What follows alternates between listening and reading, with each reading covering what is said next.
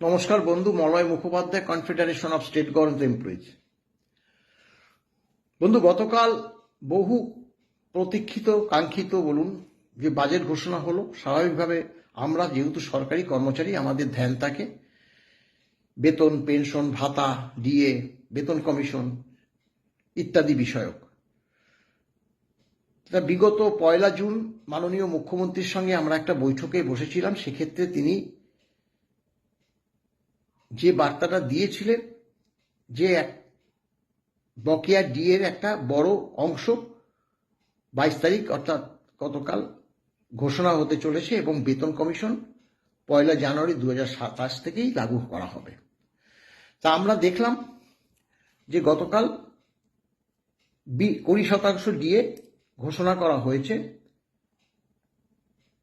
এবং তা 1 অক্টোবর 2026 থেকে। তাতে এক শ্রেণীর কর্মচারী তাদের উদ্যম নৃত্য, আবির খেলা, মিষ্টিমুখ তারা করেছেন, করতেই পারেন। তারা মনে করেছেন যে আমাদের যা দিয়েছে সরকার সেটা অনেক অনেক অনেক। এখন আগে একটা ক্লিপ শুনে নিন। মাননীয় মুখ্যমন্ত্রী তিনি বাজেট পরবর্তী মাননীয় অর্থমন্ত্রী এবং মাননীয় অর্থ প্রতিমন্ত্রীকে পাশে বসিয়ে তিনি কি বললেন সেটা একটু শুনে নিন। আপাতত 20% আপনাদের দিলাম, পুজোর মাসেই অ্যাকাউন্টে পেয়ে যাবেন 20% দিয়ে, এবং বাকি যে গ্যাপ থাকলো 22% সেটাও ধীরে ধীরে ধীরে ধীরে অপেক্ষা করুন। আরেকটা বাজেট পর্যন্ত, ডক্টর স্বপন দাশগুপ্তর আরেকটা বাজেট পর্যন্ত আমি আছি সাথে, আপনাদের কোনো অসুবিধা হবে না। 7th পে কমিশনের কমিটি করে দেওয়া হয়েছে, সহযোগিতা করুন। আমি টার্গেট বেঁধে দিয়েছি, ডিসেম্বরের মধ্যে পে কমিশনের রিপোর্ট দিয়ে দিবে, তাহলে জানুয়ারি মাসে আপনাদের কার্যকর করে দেবো আমরা। পে কমিশনের কমিটি করে দিয়েছে, ডিসেম্বর মাসের মধ্যে রিপোর্ট দিয়ে দেবে। 1 জানুয়ারি থেকে তা এফেক্ট হবে এবং তিনি 20% ডিএ দিয়েছে অক্টোবর মাস থেকে। আগে 18 ছিল, 38 হলো। বেতন কমিশন হবে 1 জানুয়ারি 2027 থেকে। বাকি যে 22 তারিখ 22% ডিএ আছে সেটা ধীরে ধীরে ধীরে ধীরে মাননীয় স্বপন দাশগুপ্তর আগামী যে বাজেট তার আগে দিয়ে দেবে। আচ্ছা বলুন, মাননীয় মুখ্যমন্ত্রী, দেখুন, মাননীয় মুখ্যমন্ত্রী হতে পারে কিন্তু তার তো বেতন কমিশন নিয়ে কোনো আইডিয়া নেই, যার জন্য তিনি এই ধরনের বাক্য ব্যবহার করেছে। 10 বছরের মোট ডিএটা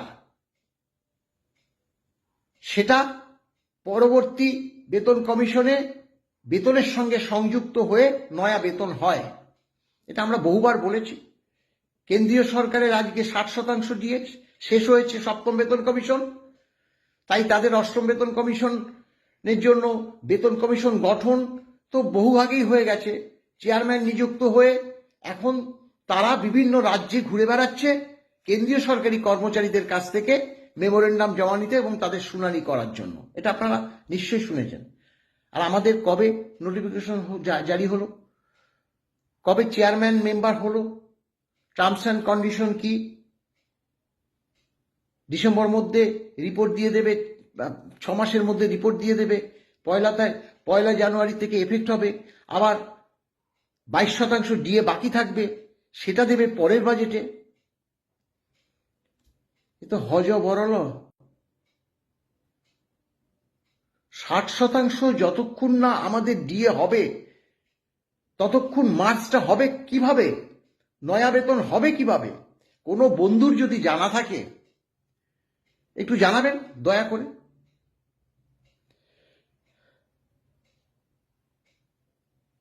কালকে অনেক কর্মচারী বন্ধুরা বলছে যে 20% ডিএ দিয়েছে, আপনারা আর কি চান? বাহ বাহ বাহ, আর কি চাই? 20% ডিএ দিয়েছে, তাতে আর কি চাই? দেখুন ব্যাপারটা, যে বেতন কমিশন টোটাল যে 10 বছর ধরে বেতন কমিশন চলে, প্রতি বছর 2 কিস্তি, 10 দুগুণে 20 কিস্তি, সেটা সেন্ট্রাল গভর্নমেন্ট বা অন্যান্য আদার স্টেট গভর্নমেন্ট তাদের কর্মচারীদের দিয়ে দিয়েছে। তাতে এবার 60% মোট দিয়ে হয়েছে। এবং এবার সপ্তম বেতন কমিশনের, কেন্দ্রের কথা বলছি, সপ্তম বেতন কমিশনের যার যেখানে স্কেল আছে সেই স্কেলের উপর 60% ডিএটা সংযুক্ত হয়ে যাবে। তারপরে একটা বুস্টিং বা হাইট দেবে পে কমিশন। হাইট দেওয়ার পর সেটা একটা নির্দিষ্ট বেতন কাঠামো তৈরি হবে এবং ফিটমেন্ট ফ্যাক্টর তৈরি করবে। একটা ফিটমেন্ট ফ্যাক্টর তৈরি করলে যার যেখানে বেতন সেখানে ফিটমেন্ট ফ্যাক্টর দিয়ে গুণ করলেই অটোমেটিক পরবর্তী স্কেলে চলে আসবে। যেমন আমাদের পঞ্চম বেতন, আমাদের চতুর্থ বেতন কমিশনের থেকে পঞ্চম বেতন কমিশনে আসতে গিয়ে ফিটমেন্ট ফ্যাক্টর হয়েছিল 1.86। পঞ্চম বেতন কমিশন থেকে ষষ্ঠ বেতন কমিশনের ফিটমেন্ট ফ্যাক্টর হয়েছিল 2.57। এটা কিন্তু কেন্দ্রীয় ফিটমেন্ট ফ্যাক্টর দুটোর ক্ষেত্রেই, অর্থাৎ কেন্দ্র যে নিয়মে বেতন সংশোধন করে সেটাই কিন্তু ফলো করে আমাদের রাজ্য। এতদিন করে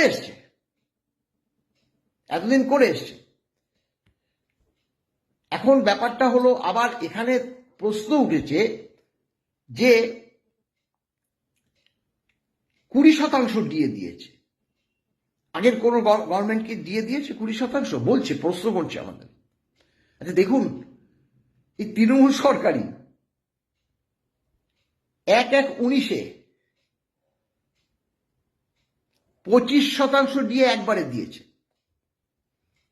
1/1/19 থেকে 31/12/19 পর্যন্ত। এই যে কেন আমরা বকেয়া ডিএটা 31/12/19 কথা বলছি, কারণ ওইখানে গিয়েই পঞ্চম বেতন কমিশনটা শেষ হয়ে গিয়েছিল।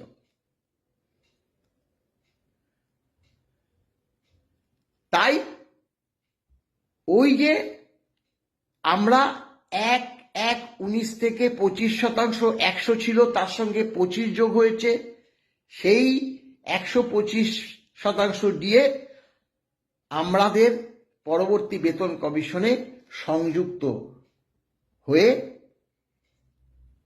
ষষ্ঠ বেতন কমিশন হয়েছে। তার আগে 15%, 1/1/18-তে 15% দিয়েছে একবারে। তবে একটা কথা ঠিকই, এটা হচ্ছে উচ্চ আদালতের কোর্টের গুতোয় 125% দিয়ে যোগে আমরা 1 বছর বেতনটা পেয়েছি। তারপরে এই যে 125% ডিএটা মার্জ হয়ে গেছে। মার্জ হয়ে যাওয়ার পর নয়া বেতন হয়েছে। তা মাননীয় মুখ্যমন্ত্রী যেটা বললেন যে 22% দিয়ে পরবর্তী বাজেটের মধ্যে দিয়ে দেওয়া হবে, তাহলে তো এখন যে ডিএটা ডিসেম্বর মাস পর্যন্ত, অক্টোবর মাসই নয় ধরলাম, অক্টোবর নভেম্বর ডিসেম্বর 3 মাস, কায়দা করে তো অক্টোবরে কেন নিয়ে গেছে? অক্টোবরে নিয়ে গেছে তো অক্টোবর নভেম্বর ডিসেম্বর দিতে হবে বলে 3 মাস দেবে। কিন্তু এটা যদি এপ্রিল থেকে দেবে না কেন? এপ্রিল মাস থেকে তো দেওয়াটা উচিত ছিল। এর আগে বিগত সরকার 4% দিয়ে এপ্রিল থেকে তো ঘোষণা করেছিল।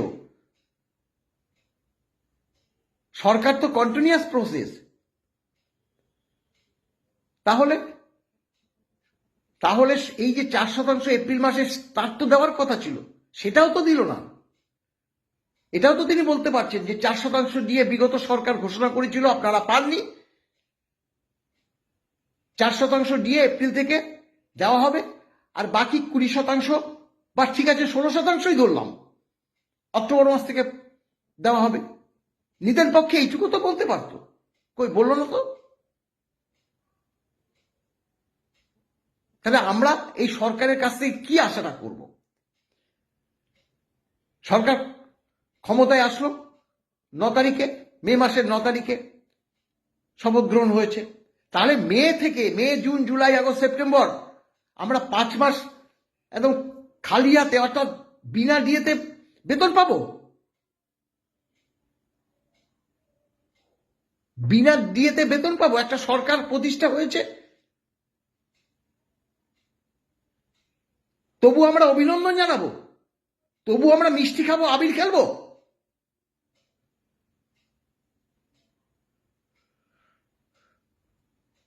যেদিন 1 জুন আমাদের সঙ্গে বৈঠক, তার আগের দিন হঠাৎ করে উইদাউট নোটিফিকেশনে 1/4 থেকে 31/12/15 পর্যন্ত যারা রিটায়ার করেছে, অবসরপ্রাপ্ত কর্মচারী, তাদের একটা ডিএ ঢুকে গেছে, বকেয়া ডিএ। আমরা আজ পর্যন্ত হদিশ করতে পারিনি যে কত শতাংশ কিভাবে দিল ডিএটাকে। সেটা দিয়ে বলছে যে আমরা তো ডিএ দিয়ে দিয়েছি। মাথায় ছিল সেটা যে বলতে হবে তৃণমূল সরকার একটা দিয়েছে 16 থেকে 19, তাহলে আমাদেরও তো বলতে হবে দিয়ে দাও একটা লামসাম টাকা, হিসাব করার প্রয়োজন নেই। আমাদের জানাবে না 1/4 থেকে 31/12/15 পর্যন্ত যে সকল অবসরপ্রাপ্ত কর্মচারীরা ডিএটা পেল, কত শতাংশ পেল, কবে থেকে পেল? আমরা মামলা করেছি। আমাদের অবশ্য একটা জায়গা আছে, সেখানে আমরা বলবো না, আমরা confederation of state government employee এই বাজেটে মুখ্যমন্ত্রীর যে আচরণ, ডিএ, বেতন কমিশন, আমরা সন্তুষ্ট নয়, পরিষ্কার কথা। অন্যান্য বিষয় যারা বলবে, রাজনৈতিক দলগুলো আছে বলবে, ভালো যেগুলো করেছে নিশ্চয়ই বলবে। আমরা দেখব আমাদের ডিএ, বেতন কমিশন, পেনশন প্রভৃতি। আজকে এখনো পর্যন্ত বারবার বলছি, কলকাতা কর্পোরেশন এলাকায় যারা বসবাস করছে, অনেকে মারা গেছে পর্যন্ত, ডিএটা পায়নি। তাদের কি বিবেক? বারবার বলছি, আজ থেকে বলছি, বিগত সরকারের আমল থেকে বলছি। আর দ্বিতীয়ত, গ্যারান্টি রেট কর্মচারীরা, তারা আজও ডিএটা পাচ্ছেন না। তাদের তো কোর্টের নির্দেশ অনুসারে, মানে শিক্ষক, অশিক্ষক, বোর্ড, কর্পোরেশন, পঞ্চায়েত, পৌরসভা সকলেরই দিয়ে পাওয়ার কথা, কেন তারা পাচ্ছে না? পরিষ্কারভাবে বলুক রাজ্য সরকার। কিছু বলছে না, হাত গুটিয়ে বসে আছে। দুর্ভাগ্যজনক, দুঃখজনক।